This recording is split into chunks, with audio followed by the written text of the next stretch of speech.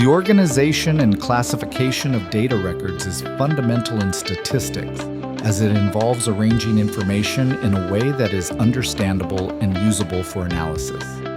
The first step in this process is understanding the source of the information, which may come from censuses or samples. Censuses are complete counts of the population, while samples are representative subsets that allow inferences to be made about the total population without the need to collect exhaustive data.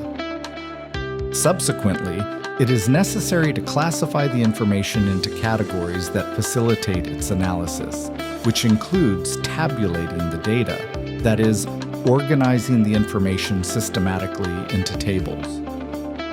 In addition to tabulation, the graphical representation of data is crucial, as it allows for the clearer and faster visualization of patterns and relationships.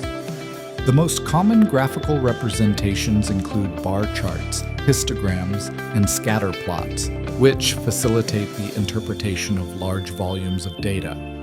In this context, it is essential to understand the statistical sources of economic information and the organizations responsible for collecting it, such as the National Institute of Statistics and Geography, NEGI, which provides key socioeconomic data for analysis.